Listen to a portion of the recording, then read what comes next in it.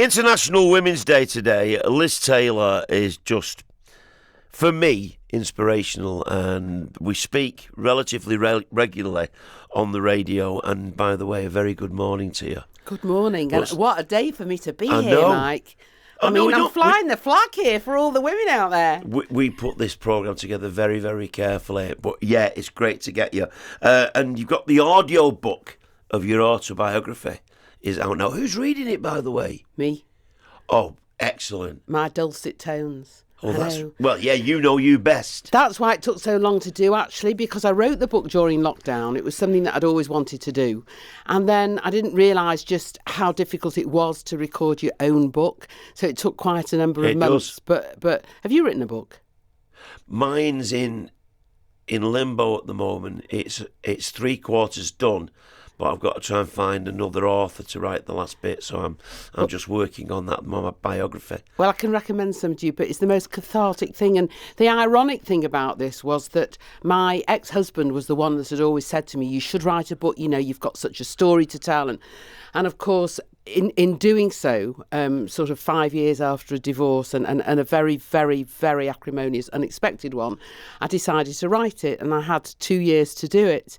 And it's everything from, you know, when I was born in Didsbury and went to Manchester High Prep, and the privileged upbringing, and my dad who was a judge and a barrister, and then moving to Hale when I was 10. But you know, the persona is not always the person, so what you see is not what you get. And however privileged I was, I had a nightmare relationship with the most bullyish of fathers that took me into some really bad places.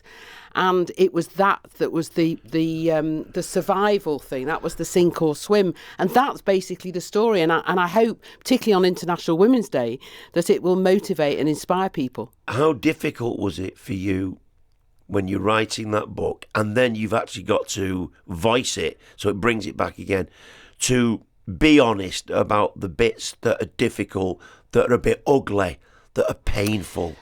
When my marriage broke up in 2012, it was totally unexpected. And so for 4 or 5 years, I had therapy.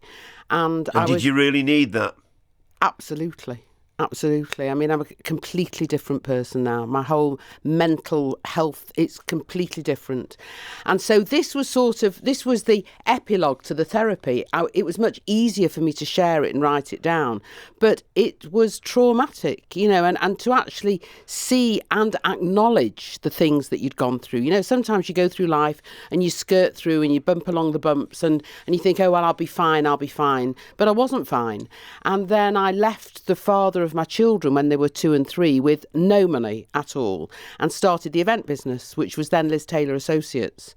And for 5 years I worked to pay a nanny to look after the kids when they came home from school. And it really, when I say rags to riches, I mean, you know, your riches are your children, your riches are your health, your riches are your family. But I didn't have any money, and I created a business out of nothing. And when I read the book, I'm actually really proud of what I did. You know, my background financially was very poor. We were always stuck for money, and I've had an amazing life. Hopefully, it's going to last a bit longer, touch wood.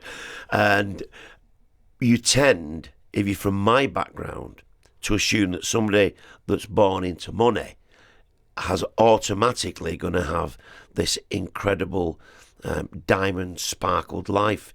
And it's interesting to talk to you and find out that it isn't like that at all, and that money can't buy you love and can't buy you happiness. It can't buy you security. Listen, the biggest thing in life is your health, and I think that, you know, everyone is very aware of mental health, and it's very prevalent now. But I worked on a Saturday from the age of 14, and I earned my own money because my father would never give me any money. But when I earned my own money, he took the money off me, and I could only spend it on what he wanted to spend it on. He was a tyrant. And the only time that he ever told me that he loved me was on his deathbed. So, you know, it's very difficult to actually come to terms with all that and then end up 3 marriages. You know, I mean, I can't half pick them, Mike, let me tell you. I couldn't possibly comment. But the last one was the worst one. I opened an iPad to, 10 years on dating sites and all sorts of other things, and everything's in the book. And but I survived it. And my business has gone from strength to strength. When I always knew what you did. We've spoken, I've interviewed you over the years. But I went to one of your do's at, I think it was Victoria Warehouse, about pre-COVID, so it's about 4 years ago. And I remember and I knew that you worked hard, I knew that you put a good do on. So, I put a suit on, Viv put a posh frock on, and off we went. And amazed when I got there to find out that the cabaret was Gary Barlow, just on a stage in front of everybody, and that the master of ceremonies was Gary Neville. And I remember thinking, hang on a minute, she can't half put a do on. But of all these amazing preparations, these amazing productions, if I said to you, what was the one that you are the proudest of, so that when you've been doing your book or you're looking at that mirror, you think, hey Liz, well done for that? What's the one that really, really stands out? Well, my first reaction would be to say both my daughters' weddings, because, I got them married in true TLC style and I was really proud of it. And I did that on my own. I think the biggest one, the one that tingled me was Prince William. The Duke of Cambridge, when I got the phone call from Kensington Palace to say, can you come be down here tomorrow morning? And I thought it was a wind-up. And it's all in the book. What do they say? Tell me about... You've got to tell me the phone call. So, Monday mornings are weird, Mike, because everyone sort of goes on the internet over a weekend. You get all these prank calls, can you do me party for 5p and all that? Anyway, so... And I'd had a couple. I'd had Simon Moran phone me one Monday morning, and fortunately phone me because he told me that Peter Kay was going to call me. Well, if someone says Peter phones up and says it's Peter Kay here, you go, yeah, right. Yeah. I got a call and it was an American woman, and she said, please, can you come down, we've been recommended to you, can you come down to Kensington Palace tomorrow? We've got an event on in 3 weeks' time. We've been let down and I've been told that you are the only person that can pull it off. So I said, absolutely, and I'm talking to her and what have you, and she said, and half of me is thinking, is it, isn't it? And then I said, what is it? And she said, it's a dinner for 250 followed by a concert in a marquee. So I look after a band from Paris, and I thought, oh, this is marvellous, I'll get my band in here. So I said, well, have you sorted the entertainment out? So she said, yes, we have. I said, can I ask you what you've got? Because I look after a band from Paris. She said, we've got Taylor Swift and John Bon Jovi. Well, at this point, I'm sliding off my chair thinking, what is going on here? And on my other hand, I've got phoning my hairdresser to get my hair done. And I said, who's the client? And she said, it's the Duke of Cambridge. And did you get, at the end of that, a reaction? Or is it one of those things where you just do it, it's brilliant, but at the end of it, you just, off you go? I thought to myself, if the Duke of Cambridge's office is phoning me 3 weeks before a gig to pull it off, I think I've almost made it. And what do you think he felt about what you provided? I don't think he probably knew who I was, but who gives it?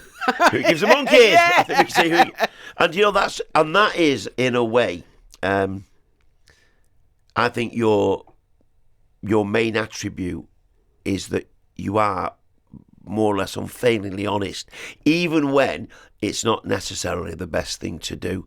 Where do you go when you're in your position? So the book now is out and there's other stuff that you're preparing.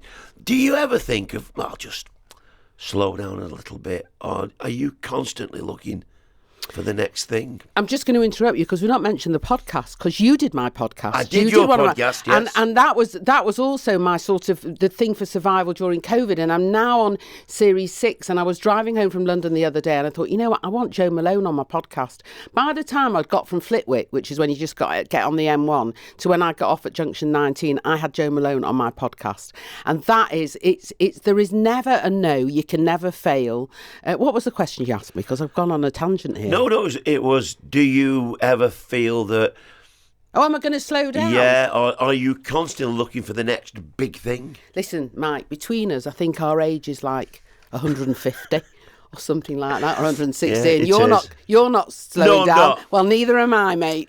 I'm not. I often say that I would if I feel that people don't really like what I do anymore, and you can tell that. And I think that I'm conning, or I think that I'm getting complacent. And I said this earlier to James, who produces me, I'll jack it in. Or if I come in one day and I don't care about my guests or I don't care about the news, then that's time for me. But yeah, I get your point. And I also think when you're surrounded by people, I've worked with the same suppliers for 30 years and I have a great team of people. And as long as I can create the magic, as long as I can take you through a wardrobe, through a set of mink coats into Narnia in a marquee, then I can still do the job.